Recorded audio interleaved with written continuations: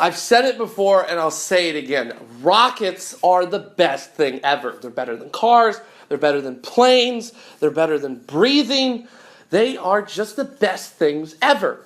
Now, they are also one of the few ways that you can actually get about a ton of exotic metals off of this planet. You got to stick them on top of a big fuel tank that rides a column of fire that is mostly controlled explosion. Now, not every rocket is created equal, and in fact, we are going to take a look at some of the best rockets. And this is your Space Pod for June 26th, 2015. First off, let me say this. This is an opinion piece. This is by no means a definitive guide for what are the best rockets ever. And in fact, if you disagree with me, good. And you should let me know in the comments. Now, before we get into the best rockets, I want to go over a couple honorable mentions that I have. Boeing's Delta IV Heavy.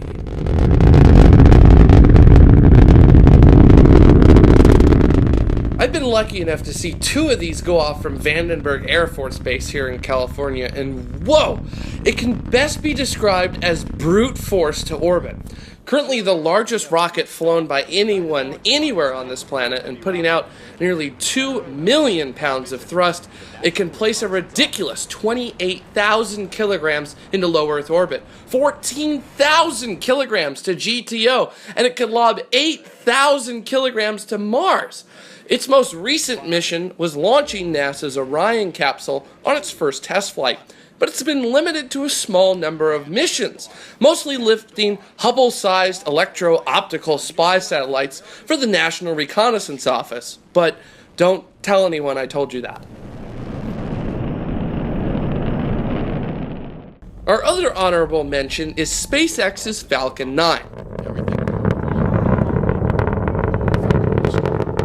Yes, it is changing the game when it comes to just about everything we thought we knew about the spaceflight industry, and it does that carrying up to 13,000 kilograms to low Earth orbit, with just some change under 5,000 kilograms to GTO.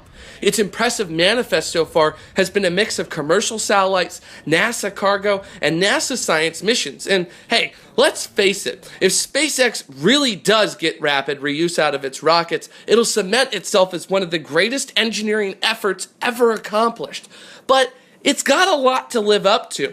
There's quite a lot that still needs to be done when it comes to meeting the things that Elon has said Falcons will do. But it's not given us a reason yet to have serious doubt. So, in Elon's thrust, we trust. Let's get this second stage kerosene party started. So, about that top 5, let's go ahead and kick it off proper. Number 5, Rockwell's Space Shuttle. Touted as a space on the cheap, reliably, and often option, the Space Shuttle program was born as a response to the lavish expense of Project Apollo in a political climate that was squarely focused on Southeast Asia. The program included the gutsiest test flight ever flown in STS-1, incredible successes with the Hubble Space Telescope repair and upgrade missions, assembling the International Space Station, and also providing a platform by which science could be conducted in low Earth orbit and return to Earth.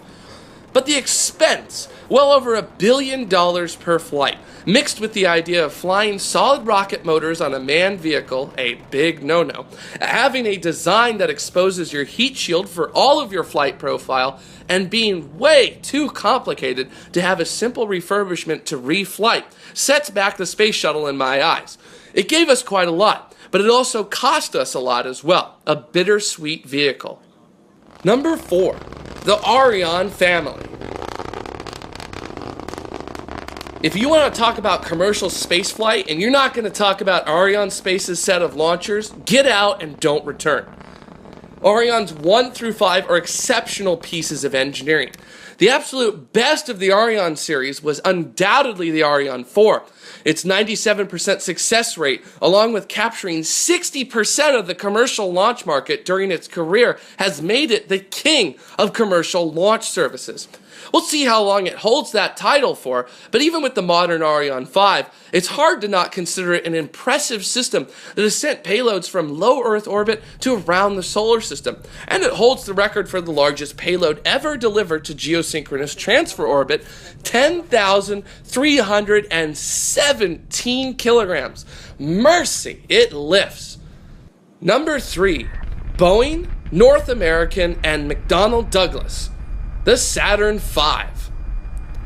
The biggest, the most powerful, the largest payload delivered to orbit around the Earth, and the loudest non-nuclear noise humanity has ever made. What hasn't been said about the Saturn V? It's a flying superlative that can hoist 118,000 kilograms to low Earth orbit, and the only rocket that has ever sent humans out of low Earth orbit. So I'm sure you're wondering why it's sitting at number 3 instead of number 1. Well, for starters, it didn't really fly all that much. It only had 13 flights during its service career, and it was also horrendously expensive, and with every single piece of a Saturn V thrown away at every launch. But it did do a lot too, and oh, that sound!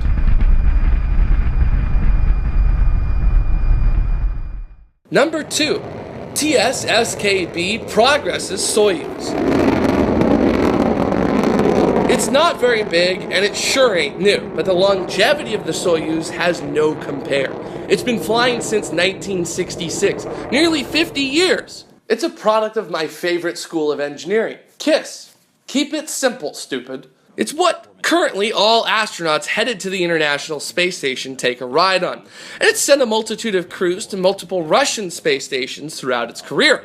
Its launch cadences during the 1980s was something to behold, averaging nearly 60 launches per year, and its 98% success rate is among the best of all the launch vehicles that we use.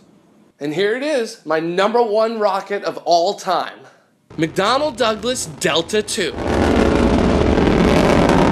I heard you yelling out, "What? Are you kidding me? The Delta II is the best rocket of all time? What are you thinking, Jared?" Well, hey, hold up. Let me explain. The Delta II's heritage can be traced back to 1950s US ICBMs, and the current generation of Delta IIs that we're all most familiar with began flying back in 1988. It's only suffered 2 failures, and it's currently sitting at 98 consecutive successful launches. The only other launcher even close to that is 74 launches from the Ariane 4. Its most famous payload is something that you and I use every day, because the Delta II was the workhorse for the development of the GPS constellation. In addition, here's a short list of payloads that the Delta II has actually carried. We've got 2001, Mars Odyssey, Contour, Dawn, Deep Impact, Deep Space One, Glass, Grail, Gravity Probe B, Mars Flight Orbiter, Mars Exploration Rovers, Mars Global Surveyor, Mars Pathfinder, Mars Phoenix, Mars Polar Lander, Messenger, Near, Jason 2, Polar, Rosat, Spitzer Space Telescope, Stereo, Swift, Themis, Several Spy Satellites, Wind, Wise, Kepler, STSS, ATTR, Genesis, and much more.